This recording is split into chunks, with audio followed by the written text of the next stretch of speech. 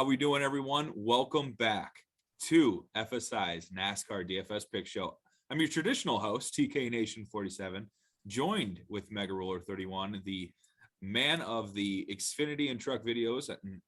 It's good to be back. Myself, Mega, it's good to see you. How we doing? Doing well. Survived the holidays, survived COVID, and now I'm back looking at NASCAR. Started out really good with the duels, cooled off a little bit with the couple of the wrecks towards the end in Xfinity and trucks, but wasn't too bad. But looking forward to this 500. So I'm glad to have you back together. So let's break it down here. And we've got a massive problem tomorrow. We have a massive chalk build after the qualifying. So if you're playing in the Millionaire Maker and you're starting your lineup with Denny Hamlin, Austin Dillon, and Eric Almirola, or you're playing cash, almost everybody's going to have those guys. Yep. And I think a lot of people are going to throw in Noah Gregson and fill in a couple other cars from the back. So we're really going to have to work in this breakdown. So, and we're not saying that they're bad plays or that's a bad way to start your lineup. It does make sense for a lot of points, but it also made a lot of sense to play Johnny Sauter starting dead last in the truck race with his pedigree and, potential to move up, and he was a total turd. So, would I do it again? Like probably 80% of the time, yes, because it was the right play. And some of these guys are the right play. But if you're trying to win the $1 million or you want to differentiate yourself a little bit in cash, we're going to try to talk you through the chalk plays and some of the other plays there. Absolutely. The other big thing that TK and I were talking before we came on air here, have a completely new car here. We saw a little bit of it at the Clash, which kudos to NASCAR. I think they did a really good job on that. It was very enjoyable, but it really didn't show us anything other than that these cars are pretty tough. The duels, again, we don't really know if people were trying to push it or, parts are scarce. So were trying to save their cars. There are a lot of guys that didn't even have backup cars at the track, as I went over in the duels video. So they really want to save their cars for the 500 race here. And we did see Logano take a pretty good crash, but the car wasn't too tore up. But Harrison Burton ran into him with this new composite body that they have, didn't really have as much damage. So it doesn't really merit us breaking down a ton about the car. And I think TK and I will get together and do what's different about this car video before we get to the next Auto Club track for California or some of the short tracks and stuff, because it'll make a difference there. A couple things that you just need to know about this car. It only has one giant lug nut in the middle, kind of like the Formula One. So pit stops are gonna be a lot faster. It's gonna be easier for teams to take 4 tires. But we did see in the duel and in Xfinity and in truck, some people taking no tires because tire wear on this track is not as significant. I mean, it's harder. Your car does get looser as your tires wear down, but it's not as crucial as some other tracks out there where tire wear, you have to have good tires or you're just going to fall all the way back. And it's going to make the decision for the teams coming up a really tough choice, because with this new only one lug nut, they can get the 4 tires in before the fuel's in the car. So the car should be ready to go with tires, but they're going to have to lay back and try to figure out how long it takes to get enough fuel in them. So, I mean, that's going to be an interesting thing that comes into play. And we've seen some 500 where they've had long green flag runs towards the end, and people have been kind of dicey on fuel. So, that could come into play also. The other nice thing about this car is NASCAR made them so that they're pretty much even the playing field. They really want to get new models in. So maybe Dodge will come back. Maybe they can get some other manufacturers to start running, so that it will be cheaper. And it's going to be an investment up front, but to maintain the cars, a lot of the parts too. And again, we'll get into a full breakdown, but there's less disparity between teams. It's pretty much the engine, because the rest of the parts all have to be bought from NASCAR. They're all the same. They're all identical. So there's a lot of things there that's going to help like some of the smaller teams like Rick Ware Racing compete with the bigger teams. So. Yeah.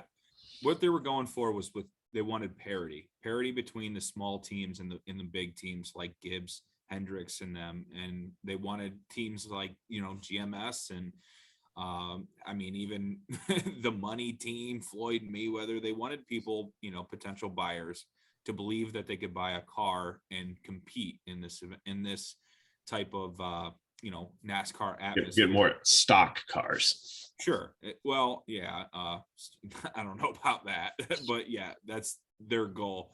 But yeah, good breakdown on the new cars situation. And definitely with the, cash, I would say cash strategy with the chalk. That's certainly something we'll have to get into. But the first question I wanted to talk about before we start getting into, drivers, is this going to be a wreck fest Daytona style, let's park it with people in the back, or is there some merit to, like you said, a long green lap run where we're still getting a mixture of guys that started in the front, guys that started in the middle? Is there merit in GPPs to building lineups with guys kind of all over the place this week? I think we did it more in truck and Xfinity just because there is a huge gap between equipment. Yeah. And that it's interesting because if you watch the duels, especially duel number 1, is a very, very clean race. Like, and it was single file racing, and it wasn't, and 2 wasn't bad either until the end. So, and even if you watch like portions of the truck race and Xfinity, it wasn't until probably 10 laps down that they started to go 2x2, 3x3, and really chaos ensued. So sure. I don't know if these cars physically can stay that close together, because as we saw in the duels, and again, they might have learned more through practice and through setup and through a course of a 500-mile race. When you've got 40 cars out there, is a little bit different than when you have 21 cars out there. Cars like 6 and 7 trying to stay in a draft really started to fall back.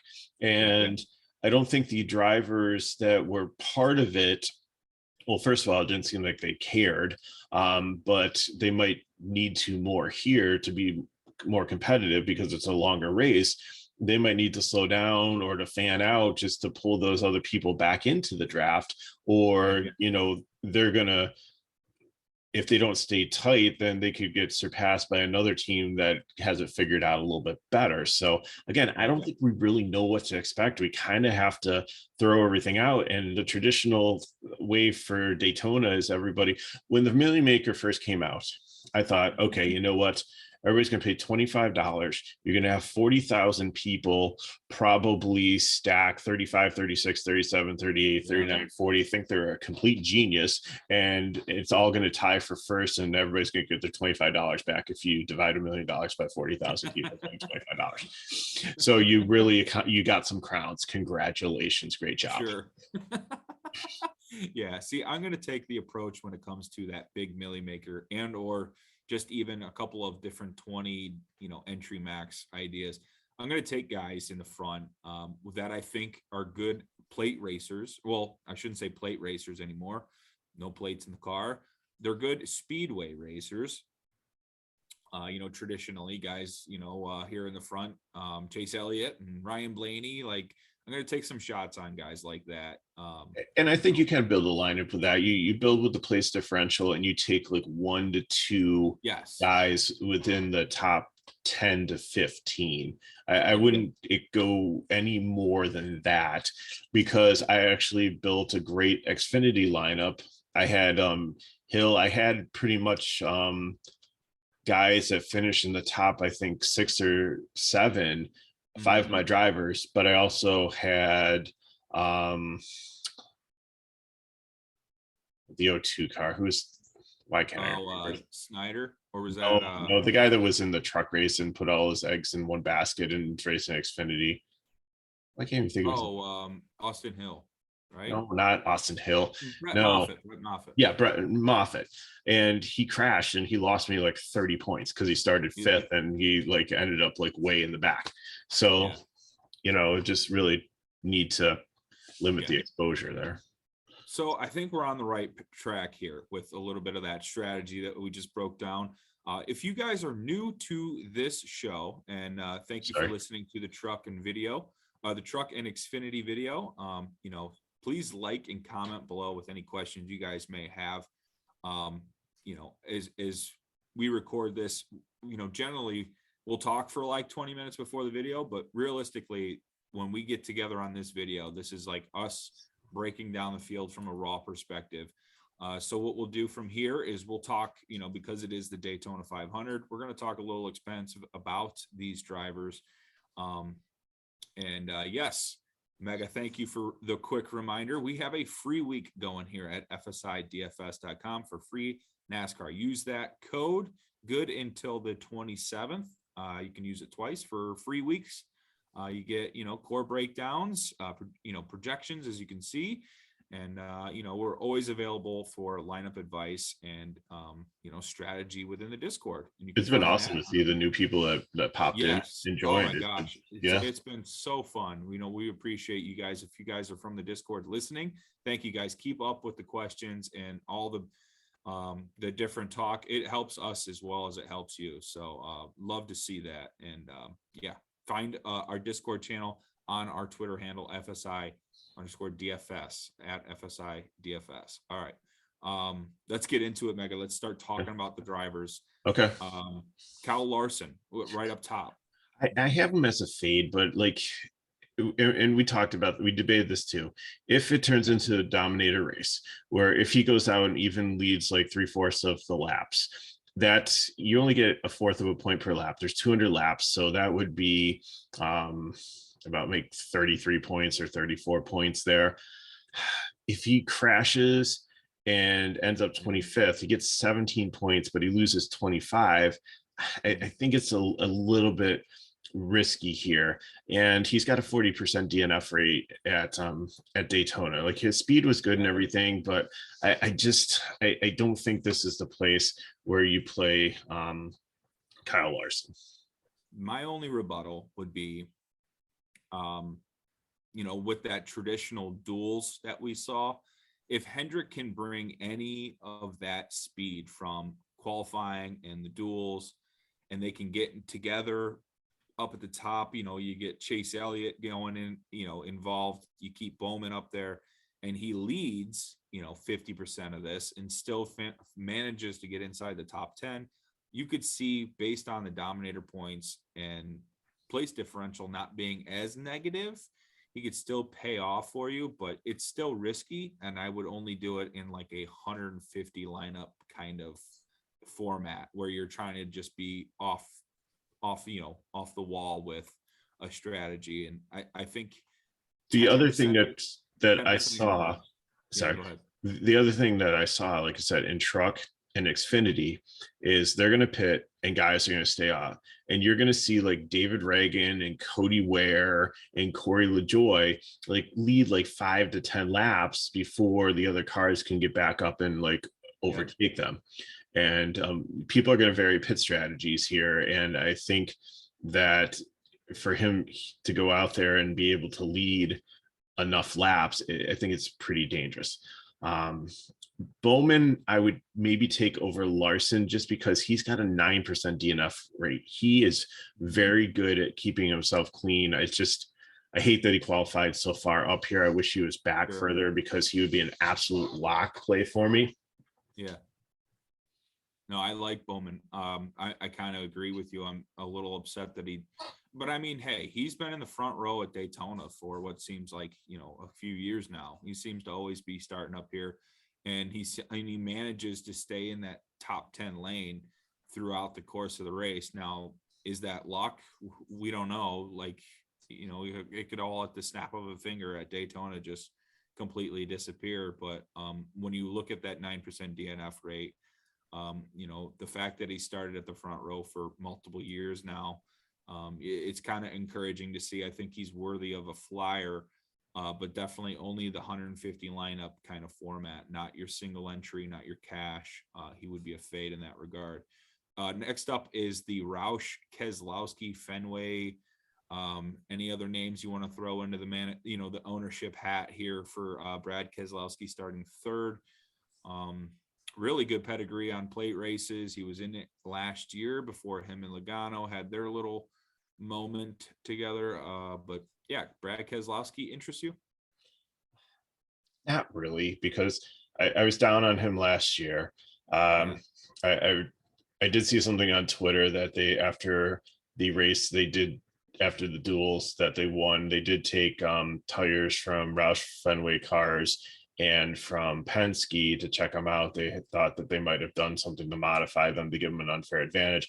I didn't see that anything happen with that, so it's probably nothing much there. But here's kind of my issue with Keselowski and Buescher. Yes, they had really good practice speeds and things like that, but are those practice speeds and qualifying speeds, are they set up for long runs? And if you watch duel number one, here's what happened. All the cars were all together, and then they came to the first pit cycle, and the Fords took 2 tires and surprised the Toyotas and got back out there, and the Toyotas could never catch back up to them. But I believe that's what happened. So had Toyota figured out that they were only taking 2 tires and stayed there with them, and they were actually gaining on them until they ran into traffic, and there just wasn't enough time for them to catch them by the end of the race. I don't know if Keselowski really goes and wins that. So I'm not completely sold on him. I thought he looked horrible in the clash. But I know he's got good pedigree here and stuff, but if anything, I would take a Hendricks car over a Keselowski.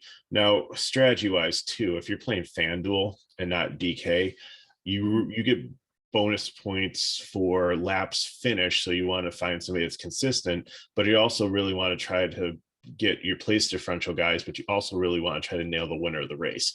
So I would say Larson, Keselowski, or Bowman up here would be good to put in. If you're doing a 20 max on FanDuel, I'd sprinkle at least one of each of those in your lineup with your place differential guys. Nice, very well said. Buescher, can we kind of just lump him into the same kind of Keselowski phrase here with the same team?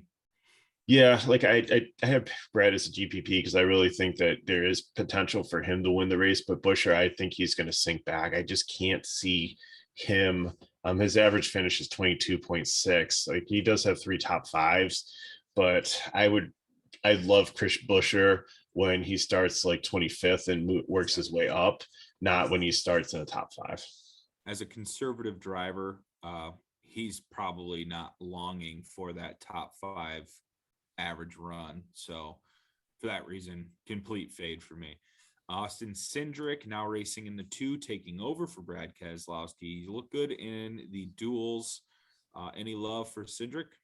I liked him. If you're looking at the stats here, he ran 1 Daytona race in Cup, but his numbers in Xfinity were actually quite good. So don't go by the DNF and those numbers there, but I still think he's a GPP play. He still is a rookie, and even though we saw Austin Hill as a rookie who had experience in another level go and win the Xfinity race, I think he's going to be a factor later on this season, but I don't think his time is now. I think again, Penske is still trying to figure out the Cup, the speed of it's going from college to the NFL. The speed of the game is so much more. I think out of all the rookies, I think he's going to adjust better than Todd Gilland, who just jumped all the way from truck to here with not even racing a little bit. It's a good team, but this is not the race I think to really consider him. GPP for speculation, but I'm not going to have a high amount of ownership on him. Sure. I think the starting position, if it was better, I would have more interest, but starting 5th, you're really trying to put a lot of stock in, like you said, that rookie completing a top 5 here at Daytona to pay off that value that you're looking for. And it's just too risky for me with a rookie at Daytona with a new car and everything. So I'm probably out on Cindric. Moving on to Michael Mcdowell, last year's winner of the 34 car. Is it a fluke or is it for real? Is Mcdowell going to be in the mix at the end? I think it was luck box last year. He has been decent Yep. on, but again, he's the guy that we love to play that starts in the 20s and works his way up and, gets a top 10 through attrition. I think he's going to fall back in this one. Yeah. It's a speculation play. Like if you play him, you're playing him based on the theory that he's going to just Ryan Newman this track. Good analogy. Yeah, because he's definitely not going to be running inside that top 10 at all. He's going to be in the back. Your lineups are going to look like they're horrible. You're going to turn the TV off, and if you're playing him for any particular reason, it's because multiple crashes happen at the end of the race. And oh look, Ryan Mcdowell is sitting in 6th. Like that's like literally the only reason you're playing him, and for that reason, maybe 150, I'll keep him in there for 1 or 2, but realistically, in that case, he would be a fade to the ownership on the field. Next up, though, I think this is where I'm starting to get real serious with some of my different kind of GPP takes. Mm-hmm. And I know the ownership's going to be high because of his pedigree on plate races or super speedway races. That's Ryan Blaney. Just really good on super speedways. And yeah, I'm not going to fade him here. I like Ryan Blaney tomorrow. Yeah, I do too. Starting a little bit too high, but I think he hooks up with Logano and Cindric, and maybe they let Keselowski join the party again, which they did pretty much for the dual one. Yep. But I think the Fords are strong, and again, he's one that could win this race. Yes, and that's what we're looking for inside this top 15 winners. Guys that, yes, they can wreck out at any point, but guys that are really good on these racetracks that can win the race. I say that I don't want to race Mcdowell because he won last year. I don't know. It's just different kind of strategy, but I'm with you. I thought that was a fluke. Blaney though, yeah, I like him on super speedways. He's in Harrison Burton and Wood Brothers. It's like a sub team of Penske. I could see him being with Blaney and Keselowski, Logano. I like Burton. Any kind of insight on him during practice and how he's doing in this new car? He's another rookie we're looking at this year. He's been good, but again, he is a rookie, and I think you got to kind of throw like Chase Briscoe into this, like to the guy that's starting behind him. Yeah, they're all starting up here because of that Ford pack and that one duel together. Just did really, really well. Well, I don't think they could. No, they were in this. No, Briscoe was in the second duel. Yeah, had to have been because of just the number wise. But I think they just got in with like some good guys that carry them, and maybe that's going to be their strategy, and we'll see what happens. But again, like just watching last year, Cindric in Xfinity and Burton in Xfinity, they're getting better and they're learning, but they just don't have the seasoning and the maturity as some of these other Cup guys do. And I just fear that they make like a mistake, or they get too aggressive too soon, or get too impatient and don't realize it's a 500-mile 200-lap race and they're like lap 47 trying to win it. Yeah, see, I like Briscoe if we were just comparing the two here, because they're pretty relatively similar with their right. Prices as well. I would favor Briscoe's second year in Cup at least. Yeah, yes, exactly. Like Briscoe's done this a time or two, and he's starting to get a little bit more comfortable with the car. I noticed in those duels, Burton was really squirrely. Like he was moments away from losing that car. Yeah. I noticed that, and I have a feeling he's going to lose that Wood Brothers car, and he's going to probably be in a wreck some way, somehow. And I think I'm going to try to avoid it in my 20 entry max kind of ideal. And I would maybe take a shot on Briscoe, but I don't love it because of the starting position. But I think he looked good in the duel. Briscoe looked really good in the duel. Yeah, he got turned by Logano by Larson, because he thought that he ran into him on purpose, but somebody else ran into Briscoe, I believe, who ran into Larson. Yeah. I thought, yeah. Well, no, Briscoe was in that. I thought Briscoe was in that second duel with Busher. No. Oh, Or maybe. Yeah, oh, I'm thinking of Justin Haley. yes. Yeah. Yeah. Haley looked good in that first duel with Yeah. Larson and them. Yeah.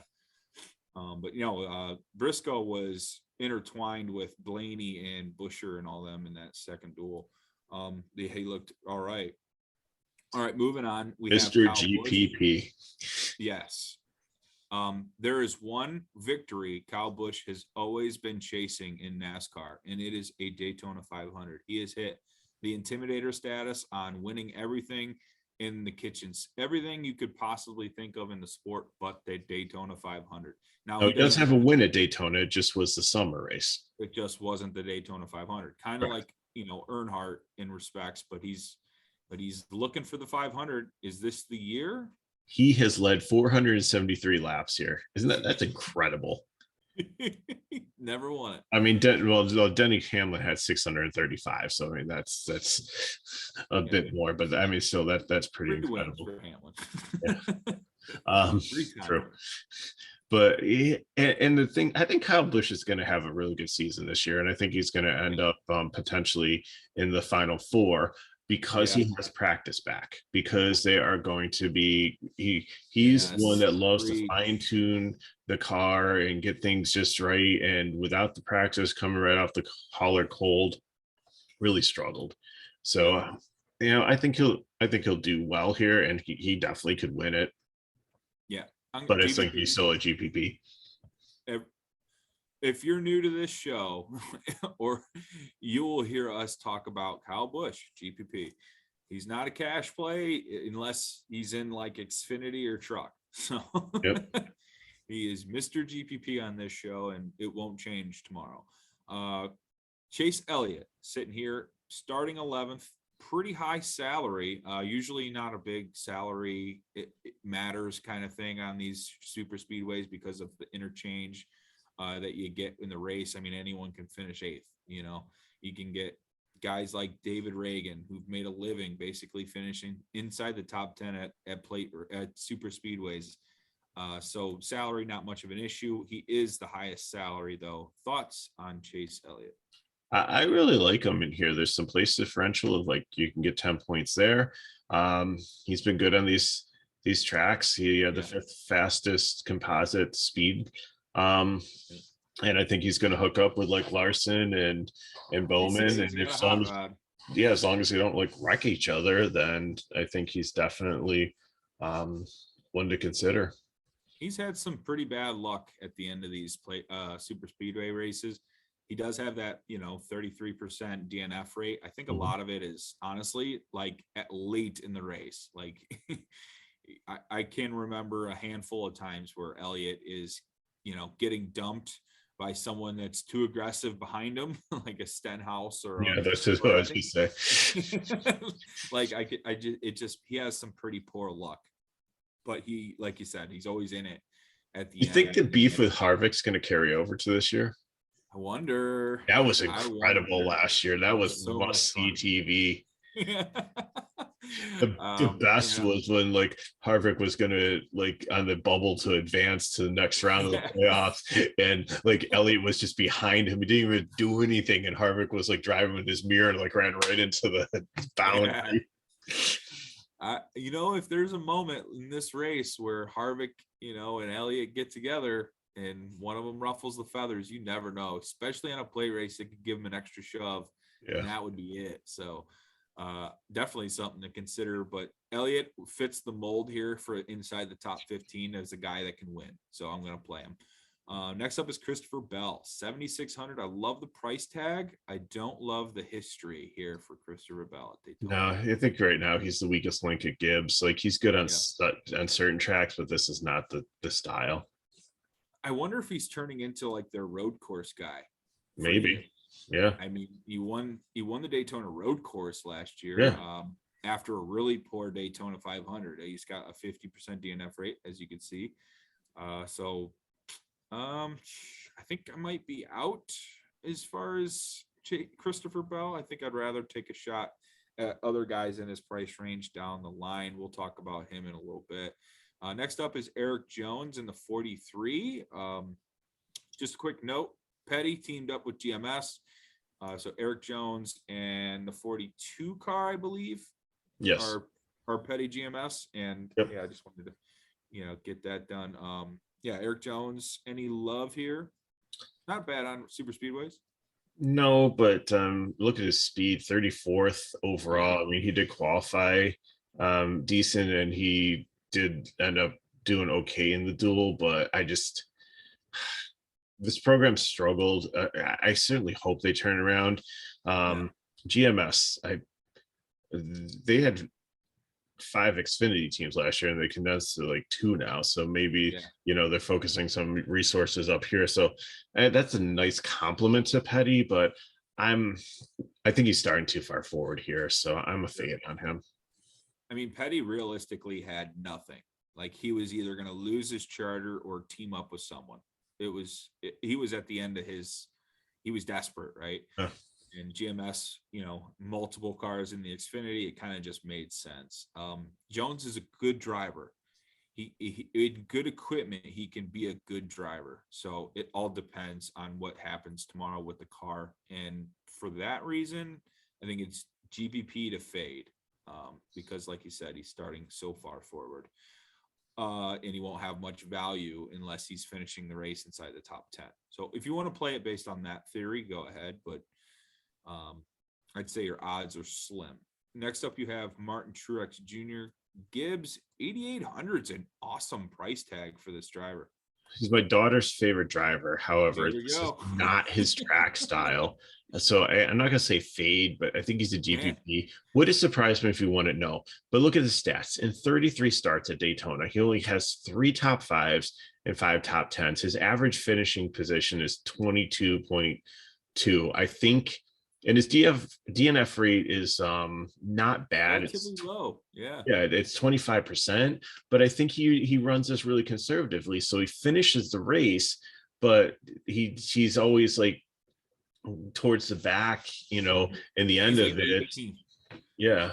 Every time we step on, we get to a super speedway, he's like somewhere between 12 and 18. Now, granted, like he might hook up with the other, like with Hamlin and Kyle and some of the 23 XI guys, and it might run a little bit up front, but I think you see him in the back a lot, and he and his team have had a lot of issues on like pit road and like speeding on pit road, and like people over the wall, or like, well, at least they can't have loose lug nuts, because if they have loose lug nuts, they have no wheel in this one. So right. Truex can never be a fade, because the last time we did, he won. So I've learned that lesson. Shout out to your daughter's favorite driver. I remember when I was on the fade, and he won out. I think he won at Atlanta and totally made me face and palm. Tyler Reddick, 7,700. Richard Childress Racing, I don't mind. No. I think they've stepped up as a team, and I actually won Xfinity. I think they have a pretty good year this year. I'm going to be in on all the Richard Childress cars, and I like their starting positions too. Yeah, I think he's a cash play here. I definitely could see him get up into the top 5. He's more of a high groove guy, which it all depends on which groove works. Well, not really. There's 100,000 grooves at Daytona. You can go like 4 or 5 wide, but it all depends. He's been up in the Cup for a couple of years now, and I think he's really starting to figure it out. And I think you're going to see a lot of advancement this year. It does have quite a high DNF rate here, though. 5 races, 60%. So he's only finished 2 out of the 5. But I think this year he takes a step forward, and I think he's safe to play. I think this is the key to the slate right here. I really love Reddick tomorrow. Reddick is a former Daytona 500 winner. Well, Daytona winner for the Xfinity Series. He won it, I think, a few years back in the Xfinity Series. And we were talking before we got on about potential, fade off the chalk. I think this Tyler Reddick would be a great pivot off of Almirola and Dillon to be 2v2 in like a cash game or head-to-head scenario. I think Reddick, and I'm sure there's a couple other guys down the line we'll talk about, is a great candidate to be, taking a stance on in like a 2v2 situation for cash games. A guy that can maybe potentially be inside that top 5 come end of the race. But that also comes with 30th, so but you got to take a stand somewhere to get off the chalk. And I think his price range, his starting spot, and his projection, I think it all aligns. And I know he can win a race at a super speedway. I've seen him do it in Xfinity. So I guess I'm pretty high on Reddick and Richard Childress. Next up, we have the 23XI Racing Team, basically 16 and 17. We'll talk about them both together. Bubba Wallace and Kurt Busch. Busch, a former winner here. Long time, experience. He doesn't look like he has as strong a car as the 23. Your thoughts? I think it looked like he was struggling in the duels there. I like both these guys as GPPs, and they'll probably hook up with the Gibbs ones, but I think they're GPPs. Busch has the better pedigree overall. Like in 41 races, he has won 13 top 5s, 18 top 10s, 14 DNF. So he's really good in staying in the race. So and I think that because of that, that's why I'm going to see high ownership on him. So I think he's a borderline cash play. It's just there's a couple things that kind of concerned me with the car. It seems not with the driver, him driving it, that I saw in the duels that made me put him as GPP over cash. But he's on the border. Yeah, he looks like he's the culprit to lack of funding on his car. I don't know if that engine is the same thing that Bubba Wallace has. They spent a full year with the 23. 45 has just come out of nowhere. They just had they had a charter, they had a veteran driver available, and they filled a 45 car late. And I don't know if it's the same kind of car. I could see Kurt Busch just kind of, you got to assume it's Gibbs second. So yeah, I think he's just going to lounge around in them 20s for a while. And hey, maybe that pays off if there's a lot of wrecks. But if there's a long green flag run, I don't have much confidence in Kurt Busch. Next up is always a driver I play at super speedways. That's Ricky Stenhouse. He's won Talladega. He's got some, good driving skills. For the 47, it's the boomer bust. Ricky Stenhouse. How on earth does Ricky Stenhouse in 19 races at Daytona have a 15% DNF rate? This is his stuff, man. How? This is his. Is he just wrecking everybody else? Yes, that is actually probably true. He's the car that gets away after he causes the 30 pile up because he's turning somebody inside and sends him to the wall, and he's just like, goodbye. Yeah, so I always play Stenhouse at super speedways. I think he's a cash play. Yeah. I think it's not as risky as I actually thought. And tomorrow I could see why the cash play is. And you could probably go Stenhouse or Reddick in that 2v2 scenario if you wanted to get off of Dillon or Almirola in the back. Next up we have Ross Chastain. I don't know why I put him as he's a GPP. He is probably, when Ricky Stenhouse says he's over aggressive, then there's an issue. And it makes me actually really nervous that these two are starting pretty close together to start the race. I could see Ricky wrecking Chastain or vice versa, and that puts and then you have someone like Suarez right there. It's like there is a recipe to like if we don't get through the first 5 laps, I think I know where the rest. You realize I know you love Suarez and you're the Suarez whisperer, but he's finished like 1 race out of 9 at Daytona. So we could say, hey, these are 2 teammates here, Trackhouse, Chastain and Suarez, and I don't like Suarez at plate rate at the super speedways. I don't. No, he had some good speed in practices, and Well, yeah, the whole team's got good speed, right, for sure. The one speed team doesn't is matter as much here. yeah. Right, exactly. These guys have to Individual finish the cars, race. right? Are they going to finish the race? I don't know. I could see them. I could see them just in the wall tomorrow. Yep. I'm very nervous about Chastain and Suarez. I don't I think they're I, I terrible think plays. I think we're going to see some fire. Daniel Yeah. Suarez's car is going to catch on fire at some point tomorrow. I'm gonna clip that if it really happens. I'm going back and I'm gonna clip that take. I could easily see it. All right, sandwiched in between the two Trackhouse drivers, you have probably one of the best plays of the slate. Yes. Guy was dominating the duel until he made a mistake. He admitted it himself that he got too aggressive on a block, and this is what happens. Did he get all of the bad juju out of the way, or is Joey Logano risky tomorrow? I think he's good, and even in his backup car, he didn't look too bad in the practices. Like, he was a little bit slower than some of the other cars, but then again, if this is your backup car, why do you want to go out and go like full bore and practice 3 or 4? Just make sure there's oil in it and the brakes work and that your turn signal works and everything, and adjust your rearview mirror. And no, Logano probably going to go to the rear. That won't shock us for they're going to make improvements on the car. They're already in a backup car, so they're probably going to head to the rear after inspections for failure to whatever unimproved adjustments or whatever they say. So I'm not going to be surprised at that news. It's not going to change my thoughts on the play at all. Logano probably going to be first man in cash for us, I would assume. And the backup car is pretty much identical to his primary.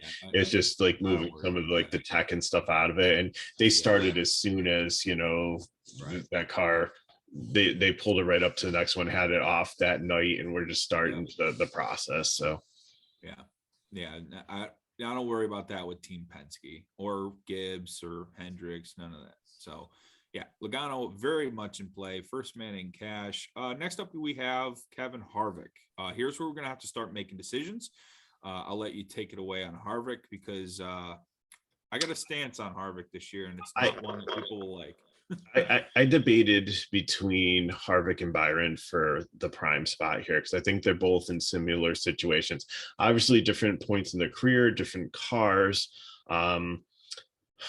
Harvick lost the draft in the duel, but I don't know if that means anything because again, he felt that the other Ford should have fanned out and like helped him stay in it. And then if he lost the draft after that, then I was like, okay, so I get his point there. Has been a kind of a whiner at times when the car hasn't been set up well, but and that's the only reason I put him as like, I think he's a cash play from where he's starting and what he could potentially do here. But I think William Byron, even though William Byron has a 50% DNF rate, he does like to go up there and lead laps for. He's not afraid to go up. He's not one that's going to stay in the back.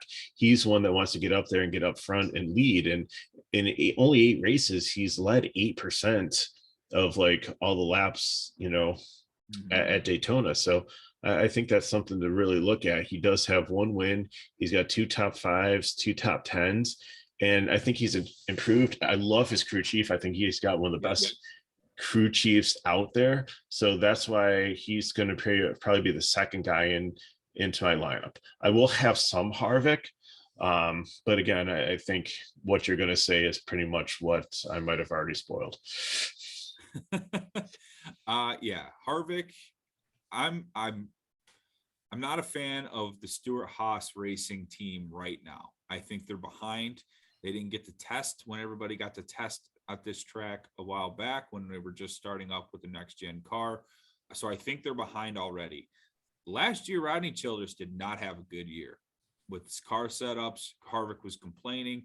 Harvick went the whole last year were the very first time in I think 20 years where he didn't win a race. Right. I think a lot of the issue with Harvick may not be Kevin Harvick, and it's Kevin Harvick's team. Stuart Haas is not funding him as much as they used to. They're putting a lot of effort into Chase Briscoe, who's turned into like the new future star of the team. And I think Rodney Childress has kind of lost it as far as a crew chief. So I'm going to play Kevin Harvick, but I'm going to have an underweight approach to the percentage of the field with lineups. Fair enough. And I'm going to be with you on the William Byron train. So sign me up. I love everything you said. I'm going to be pro Byron and con on Harvick. Next up, we have Corey LaJoy. Which he would be a prime play if he was starting like 35th, but he's like too far up here. He is. He's like king of the crap cars, though. Like he last year, he was always a guy that we would target at that value spot, but he would start 28th and you would pray that he'd finish 25th, but he'd still get past it because of the price. He is starting a little bit too far forward, GPP only. You're really just hoping that he finishes the race and he doesn't go a lap down, but he certainly could get lapped at any point. Justin Haley, 7,400 was a shocking price tag to me. I think it's based on the speed and the equipment that looks pretty good for Colleague. Shout out Sandusky, Ohio.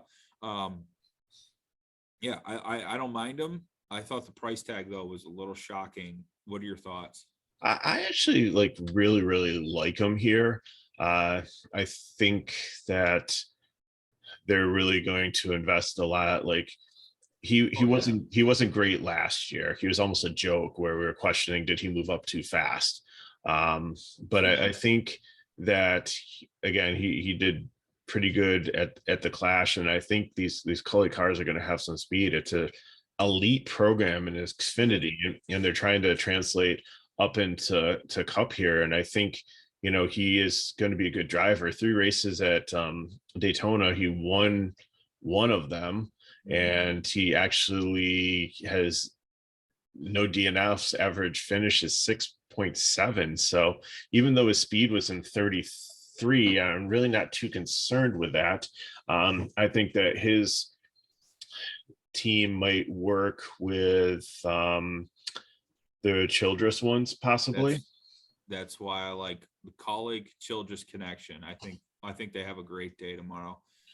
I'm going to be down on Haas, but I really like Haley. I think it's going to be a low owned play. I don't think he's actually going to have that much ownership when it all's said and done.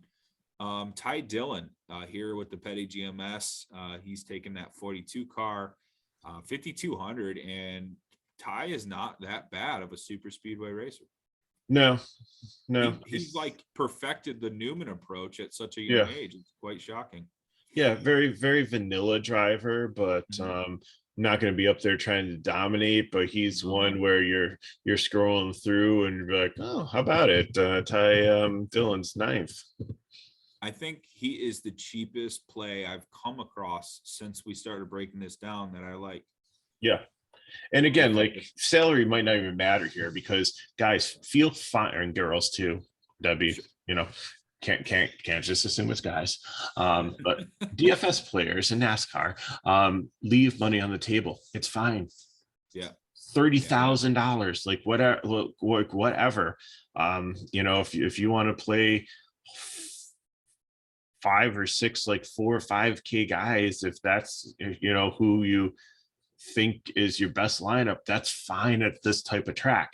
Normally it wouldn't be, but at Talladega and Daytona, like play who you feel is your best lineup, not necessarily worried about price. Now, of course, you do have to stay in the price constraints. You're not going to be able to play like every 10K guy, but Yeah, I think he's a great pivot off of Noah Gregson.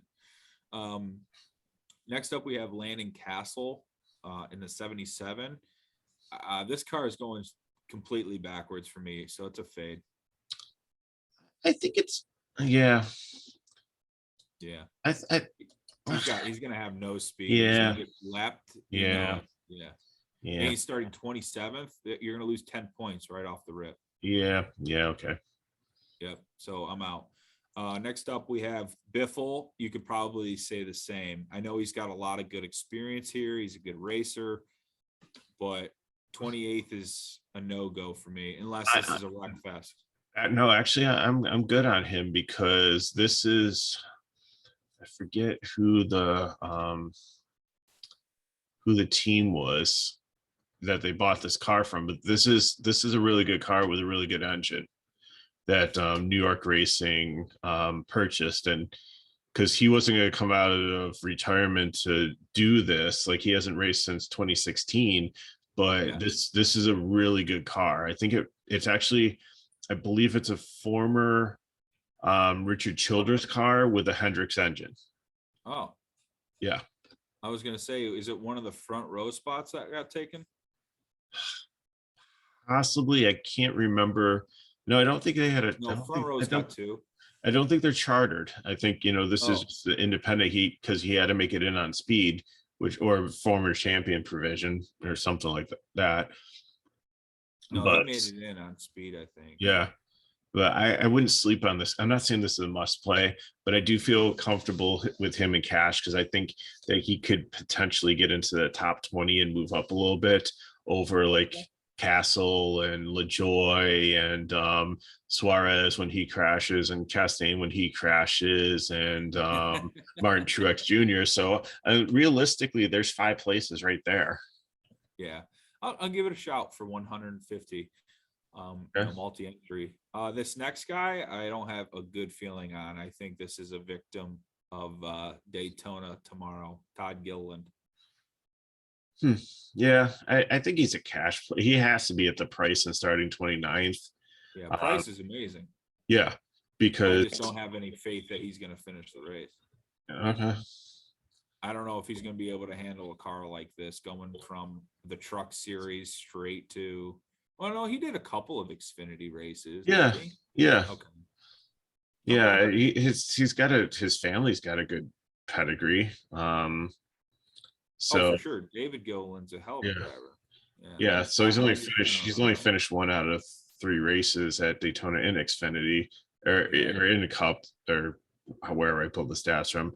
But I think he can hook up with some of the other Fords and not the BJ Mcleod live fast Ford, but or Harvick. But I think you might see him sneak in with some of the other Fords and just kind of mind his manner and just like be part of the chain and not, he's not going to be the head of the snake. He might be the tail of the snake, but How was his speed in practice? Any kind of idea? 30th. So not that's great. where I think I think it's a cash play more on the price, but I think that's a bubble. That's a bubble cash play. I'll give you that. Okay. All right. Next up, we have probably the second best play of the slate or first best, depending on what your thoughts on are with Logano. But Denny Hamlin, he's $100 more than Elliot. I take back what I said about highest priced Elliot. He deserves to be like he's won multiple Daytona races. He's dominated here. He just had some trouble in the he spun out on pit road. Yeah. But again, like they're all bigger rivalry in sports. Denny Hamlin versus pit road. But I mean, it's like I missed some parts of the no, actually it happened today. Like there has been pit road calamity like all speed week long because you had it in the duels with Hamlin spinning out. You had a truck dude's lug nut like lock up and him spin out in the pits. And there was another collision, the 51 Kyle Busch truck.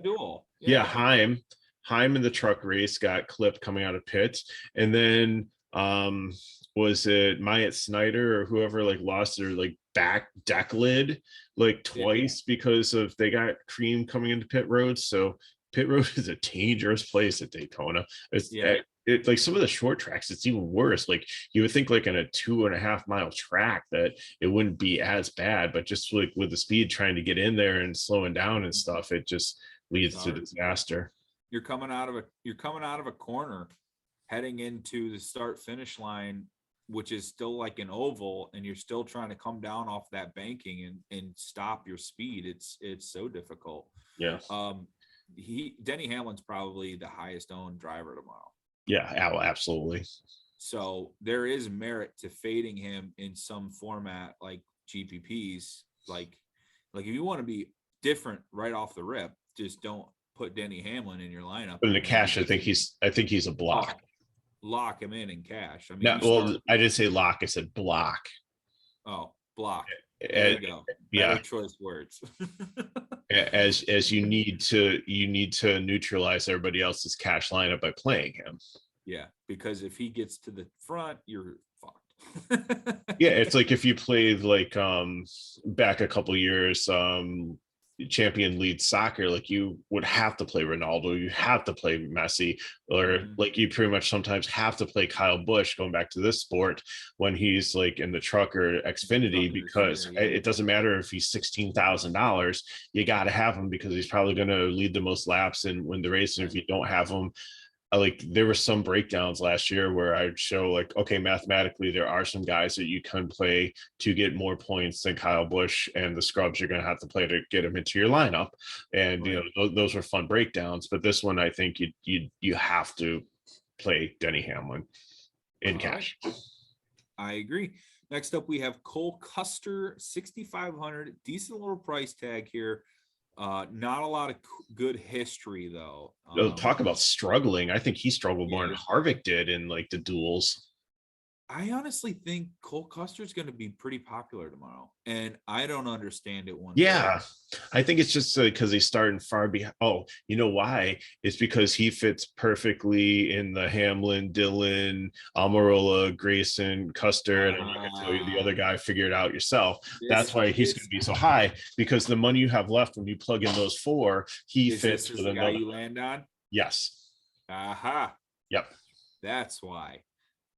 So that perfect. I already found out my fade. If you just fade Custer here and you fade that build, there's your GPP strategy. Okay, that's easy. I mean, Stewart-Haas, I've already mentioned my dislike for the team right now.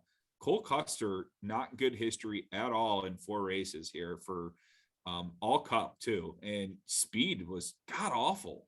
Right? I mean, terrible speed. And then he looked bad in the duel for a while. Like, yeah, he can keep up at points, but I don't have any faith that he's going to finish higher than 20th. No. Even if this is a long green flap run, I think that hurts him so much more. He could be worse than Justin Haley and Ty Dillon and cars that are like, you know, small teams. And he's supposedly a Stewart-Haas car. I don't think he's better than those cars.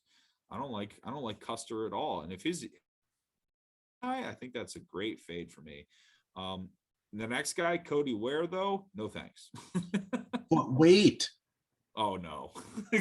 He had the 3rd fastest composite score in all the practices. The only reason he's 27th is his qualifying speed was low. But then again, like some people set up their cars because they went right from qualifying and were impounded and could not make any changes before the duels. I think that he was one that didn't know with Rick Ware Racing if he was going to be able to make it. So having the speed set up, I think they set up for a race, figuring that they might be able to make it in on speed, but I think they really wanted to be able to race their way in, because in reality, you're only going to lose 2 drivers. And I think that they were looking for more long run of that to get in over having to race in. But I think it's a GPP still, and I think he's going to be very low owned. And he's only going to finish like 30th. So he's probably 25th is his ceiling. But at that price and like showing some speed, I can't completely write him off. Okay. I'm gonna tell you on that for the 150. Next up, we have Daniel Hamrick, a guy that looked super fast in qualifying, but not so good. I wouldn't say not so good, but I wouldn't say as fast as he was in qualifying with the race trim. Is that fair to say? True, but again, like if you're set up for like qualifying well, then he wasn't set up for this. I don't think he really had like partners to hook up with. Like the Chevys kind of struggled in the beside unless you're a Hendrick. Yeah. In the duels. But I think that he has a bad taste in his mouth after the Xfinity race. He was collateral damage in an incident that had nothing to do with him, but he worked his butt off to get back on the lead lap and actually in a pretty hurt car had a pretty good result. I can't remember if he got taken out again in the final lap crash or where he finished, but I was pretty impressed to see him like with the state of his car fight back. So I think he's a good driver. He's the champion of Xfinity last year. He's the one where I said like all the rainbows were going to align and be like 5 weeks before the end of the season, and had that amazing run at Phoenix where he like caught up to the guy and rubbed him and won by a nose. I think good history with Hamrick. Yeah. We've called some good shots with him. I think and he's a former Cup driver. Like he was up here. He drove the 8 car for a while. You're right. So all right, let's go. Hamrick, I'm in. And these Cully cars are fast. So I think there's a lot of good positive factors. And I think he's going to be quite popular tomorrow. That's okay. If I play him over Custer, I feel much better about it. Oh, absolutely. Yeah. And if people are going to choose Custer over Hamrick, I gladly wish it upon them. That's not the way I would do it, but okay. David Reagan, like long time history here, 5,100. I don't hate it. Starting spot checks out. His one race here, 4 top 10s, 6 top 20s.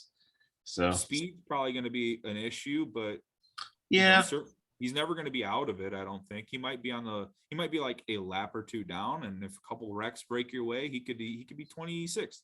Yeah, definitely. Or if a big one happens, like this is a guy that's not going to be in it. Like he's going to be back behind, but he knows how to race. The only problem here is we only have 2 of them this year, but we had more last year. We got Rick rolled. Because last year, if you remember, all the Rick Ware cars, there were like 4 or 5 of them, all stayed well beyond the pack and just kind of cruised around in their own little pack, trying to stay out of trouble. And then they all decided, okay, it's time to pit. So let's put in our turn signals and ease onto pit road. And the main pack came by and the turbulence from it caused them all to crash into each other. And we're all just like, how did all 4 Rick Ware cars take each other out? It was like the most obscure thing that we've ever seen. The best ever. Do you remember that? I do. I could pick up on where that story was going. I'm like, I love where this is going. And like all the people that like thought they were geniuses playing the Rick Ware cars are like, what happened? Where'd my money go? But no, I think he'll definitely, like you said, ride probably in the back for safety and then like try to make a move later on in the race. Yep. And he's good enough as a driver to do so. And I like that. Next up is Kaz Gralla. I'm not going to lie. I don't know what to do with the 50 car. I don't know what to do. 100% fade. No way. 2 races, has not finished one of them, has not even become close. He only got into this. It was like the children's book, Tortoise and a Hare. Who was it? Yeah, he got in on the last half a lap. Yeah, was it Timmy Hill or JJ Yaley? I can't remember who the guy. I think it was Yaley. Yeah, it was just kind of like putting along there, and he just like passed him. Or he got like stuck in like traffic or something, and Kaz Gralla looked absolutely lost in this race. He's 38th in speed. He hasn't finished a race. He's a road course driver. I do not see any scenario where he could. I still am listed as a GPP. It probably should be a fade, but I'm 100% out on Kaz Gralla. Okay. I'm not gonna lie, I had no idea what to do, and I didn't know if like the money team was an actually good funded car. That it could be eventually, but I don't think in this race it's. Well, he's a back end driver. He's gonna have ownership. Yeah. If he's gonna be a guy that's gonna be struggling with tech, but he could lose. He could lose the draft. Yeah, that's what I mean. Ended up If he like doesn't have multiple laps down. Yeah. any tech, any speed, and he's going to be somewhat owned, I could see myself just going, nah. I could see him finishing 39th because I know 100% who's finishing 40th here. Oh God. Okay. Next up we have Austin Dillon. Chalk play, right? Yes. I think I might be out on him. He just hasn't had the speed. I know it's a Childress car. I know he'll probably advance. I find him a cash play, but I think that out of all of them, he's going to be the one that I'm going to look to probably pivot off of. Okay. I'd rather, if it comes down to, like, I'm definitely playing Hamlin. The other two is Dillon and Almirola. I would take Almirola over Dillon. It gives me a little bit more place differential. I think, even though it's a Stewart Haas car, I've seen more speed there. And I think he had a tire issue or something. That's why he needed to pit early in the duel. And that's why he's so far behind down here. Okay. Yeah. There's not much more to pile on with Dillon. He could be a cash play. He could be a cash fade in your 2v2 scenario that you're probably looking at. I'd say it'd come down to him and another guy we'll talk about, Almirola. But yeah, Dillon, he's going to be in a wide variety of lineups tomorrow. Just don't know how and what the final decision is going to be, but he's certainly a play. Is this next driver your 40th place driver? No, it isn't actually. Oh wow, okay. BJ Mcleod, the 78 starting 37th. No, he'll finish like where he started. He's no, he's very good out of 5 races. And even if you look at his like Xfinity races, like he's always slow as molasses, and like he'll ride around the back probably, even though he's not in a Rick Ware car anymore. I think live fast is an oxymoron. I'm pretty sure last year was his first top 10. It should be die slow. That's where we are at in the video, ladies and gentlemen. But anyways, he's gonna run around with like some of the guys in the back, potentially lose the draft, be multiple laps down. He's going to advance through attrition. Sure. He's a great GPP play, borderline cashes from where he's starting. Even if he completely flops and does finish 40th, he's not going to lose you much. So sure, especially if he helps fit literally everybody in your lineup, I get it.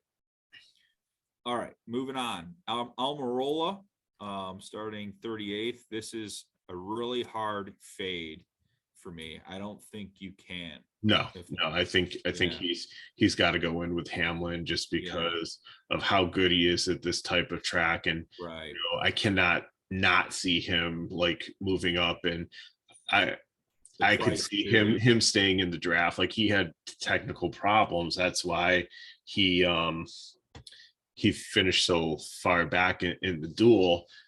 So if he's can hook up with some of the other Fords, like the Penske ones or whatever, I think he's a Roush Fenway. I think he's good to go.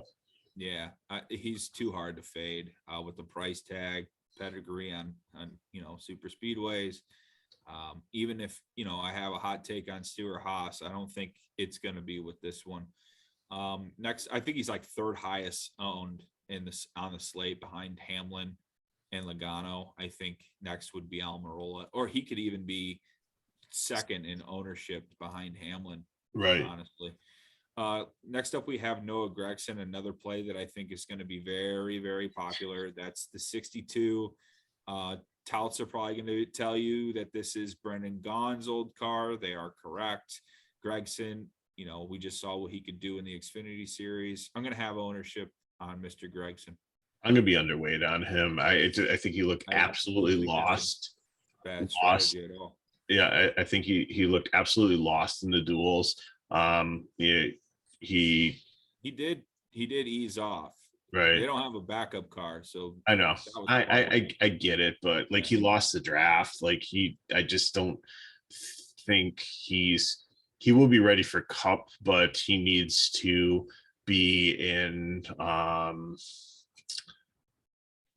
he's in a junior car, so it's a Chevy, right? And actually, Junior Motorsports is trying to break into, looking for the opportunity to try to start up in a Cup team. So I could see him moving into like a Childress one, maybe some kind of Chevy coming up, or something like that. But I just don't think this is his time. I know he did good in Xfinity, but like we would see Justin Haley go out and have an awesome Xfinity race and then come to Cup on Sunday and just get just be like underwater. Yep. Gregson pretty aggressive as well. Brennan Gaughan was a driver that really specialized in the conservative approach, and that's what usually got you in that 62 car to the finish line. Gregson is not that. He is going to try to get as many spots as quickly as possible, and that could lead to some trouble. And I think a lot of lineups would be crushed if Gregson with that early exit. But I don't think that's, reason to fade. I think he's got to be in some lineups. He just has to. And that's why him as a cash, like I said, I'm going to be underweight on him. I feel he might be like the Jeremy Clement, although Clement is like a really good program and driver. That was just part of part of the race of super speedways. So is this car this has to be the 40 car then, huh? Yeah. I don't even Villanueva. Yeah. Jacquez Villanueva. From what I understand, he is a Rolex 24 car.